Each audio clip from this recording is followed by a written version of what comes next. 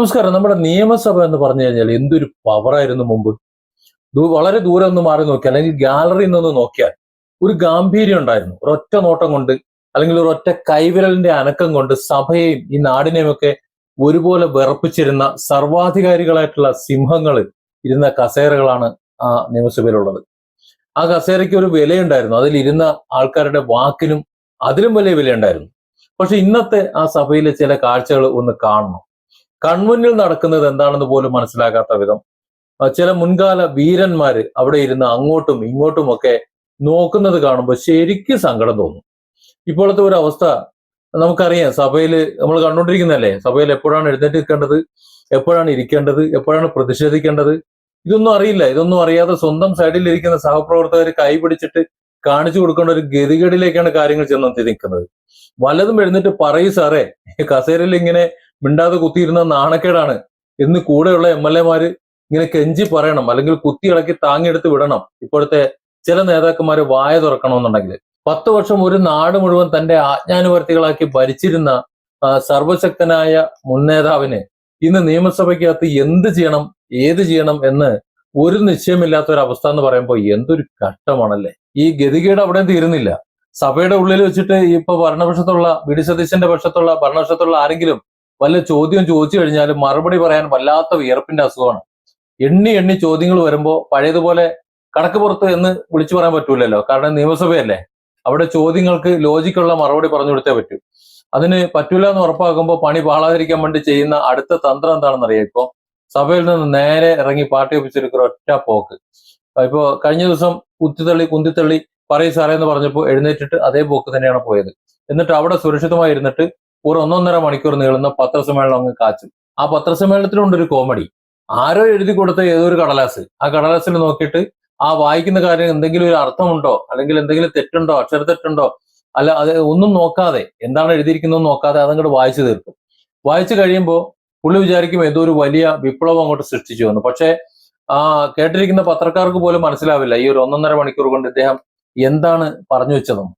സ്വന്തം അണികൾക്ക് പോലും ഇത് കേട്ടിട്ട് ഒന്നും മനസ്സിലാവില്ല. പണ്ട് നമ്മൾ സന്ദേശ സിനിമയിൽ പറഞ്ഞിരുന്ന പോലെയുള്ള ചില ഡയലോഗുകളൊപ്പം അതിനെ വിശദീകരിച്ചുകൊണ്ട് പാർട്ടിയുടെ മറ്റു നേതാക്കൾ കൂടി വരേണ്ടി വരുമ്പോൾ സംഭവം അങ്ങ് പൂർത്തിയാകും.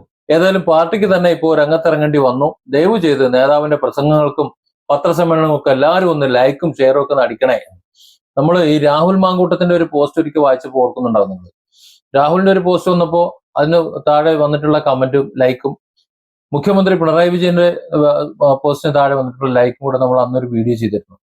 ആ ഗതിക്ക് ഇപ്പോഴും മാറ്റമൊന്നുമില്ല. ഇപ്പോ രാഹുൽ എന്നല്ല, പഴയ മുഖ്യമന്ത്രിയുടെ പോസ്റ്റുകൾക്ക് ഉദ്ദേശത്ര അങ്ങോട്ട് കത്തുന്നില്ല. ആരും അങ്ങോട്ട് വരുന്നില്ല എന്ന് വേണമെങ്കിൽ പറയാം. സൈബർ സഖാക്കൾ പോലും ഇപ്പൊ കൈയൊഴിഞ്ഞ ഒരു മട്ടാണ്. ഏതായാലും അണികളോട് പ്രത്യേകം നോട്ടീസ് ഇറക്കി പറഞ്ഞ ഒരു അവസ്ഥയെക്കുറിച്ച് ഇപ്പോ വാർത്തകൾ വരുന്നുണ്ട്. ഇനി പെയ്ഡ് പ്രൊമോഷൻ പറ്റുന്നുണ്ടെങ്കിൽ അതൊന്ന് ചെയ്യണം. കാരണം ഈ ലൈക്കും പിന്നെ ഷെയറും കമന്റുകളും ഇല്ലാന്നുണ്ടെങ്കിൽ ഇനി പറ്റില്ല. കാരണം നമ്മൾ അത്രത്തോളം വിലയിടിഞ്ഞു പോയി പഴയ നേതാവിന്. അതും 10 വർഷം ഇവിടെ അടക്കി ഭരിച്ച നേതാവ് അത്രത്തോളം വിലയിടിഞ്ഞ് താഴ്ന്നു പോയി എന്ന് പറഞ്ഞാൽ നാണക്കേടല്ലേ. പണ്ട് ശത്രുക്കളെ വട്ടം പൂട്ടാനും എല്ലാവരെയും ഒക്കെ അഴിമതി കുരുക്കിൽ വീഴ്ത്താനും നോക്കിയവര് ഇപ്പൊ സ്വന്തം വീട്ടിലെ കാര്യങ്ങൾ ആലോചിച്ച് ഉറക്കമില്ലാത്ത ഇങ്ങനെ ഇരിക്കുക. കേന്ദ്ര ഏജൻസികൾ വീട്ടുപടിക്കൽ വന്ന് ഒന്നിനു പുറകെ ഒന്നായിട്ട് ഇങ്ങനെ ബെല്ലടിച്ചോണ്ടിരിക്കുക. മകളെ ചോദ്യം ചെയ്യാൻ കൊണ്ടുപോകുമ്പോൾ ഏത് നിമിഷവും അറസ്റ്റ് ഉണ്ടായേക്കും എന്നൊരു വാർത്ത മറുഭാഗത്തുനിന്ന് വരുമ്പോൾ സഭയിലെ ചോദ്യങ്ങൾക്ക് എന്ത് മനസാന്നിധ്യത്തോട് മറുപടി പറയാനാണ്? സ്വന്തം വീട് പോയപ്പോ നാട്ടുകാരെ നോക്കി ഭരിക്കാൻ പോയവന്റെ ഒരു അവസ്ഥയാണ് ഇപ്പോൾ ഓർമ്മ വരുന്നത്. ഇനി പത്രസമ്മേളനത്തിൽ ഉന്നയിച്ചിട്ടുള്ള വലിയ കണ്ടുപിടുത്തത്തിലേക്ക് ഒന്ന് നോക്കാം. ധനബില്ല് ഇപ്പോ കഴിഞ്ഞ പത്രസമ്മേളനത്തിൽ പറഞ്ഞ കാര്യമാണ്. ധനബില്ല് പാസ്സാക്കിയപ്പോ സർക്കാർ എന്തോ ഒളിച്ചു കിടത്ത് നടത്തിയത്രേ. പുതിയ ഒരു ആക്ഷേപവും കെട്ടിപ്പറക്കി പോന്നേക്കാണ്. വീര്യം കുറഞ്ഞ മദ്യം, അതിന് നികുതി ഇളവ് നൽകിയത് പ്രതിപക്ഷം അറിഞ്ഞില്ലത്രേ. ബഡ്ജറ്റ് അവതരിപ്പിച്ചപ്പോ നമ്മൾ നാട് മുഴുവൻ അറിഞ്ഞിട്ടുണ്ട്. ഈ ബഡ്ജറ്റ് അവതരിപ്പിച്ച സമയത്ത് ഈ പ്രതിപക്ഷം എന്ന് പറയുന്നവർ എവിടെ ഇരിക്കായിരുന്നു, അല്ലെങ്കിൽ എങ്ങനെ ഇരിക്കായിരുന്നു എന്ന് അറിയാൻ വയ്യ. അപ്പൊ നേരത്തെ പറഞ്ഞതുപോലെ വീട് പുകഞ്ഞുകൊണ്ടിരിക്കുമ്പോൾ ചിന്തകൾ മുഴുവൻ അവിടെ ഇരുന്നിരിക്കണം. അതുകൊണ്ട് ചിലപ്പോൾ കേട്ടിട്ടുണ്ടാവില്ല.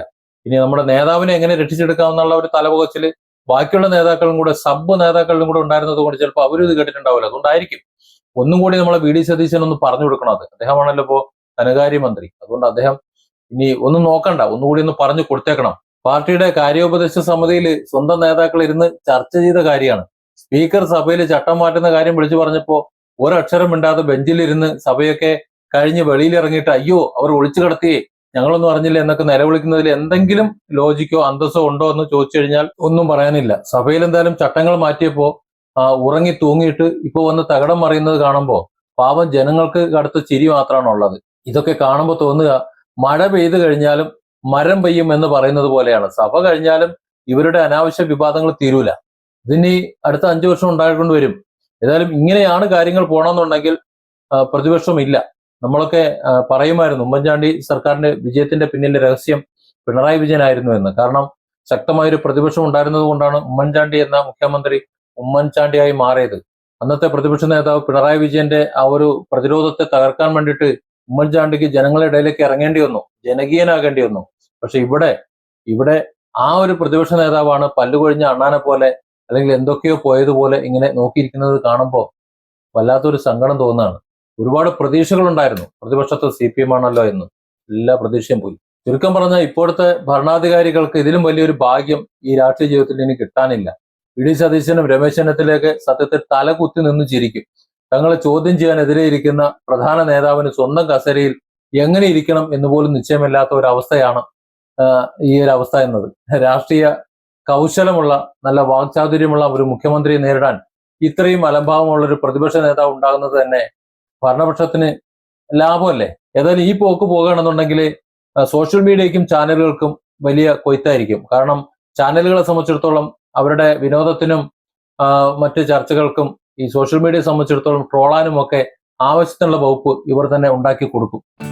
Different angles. Don't forget to subscribe and support this channel.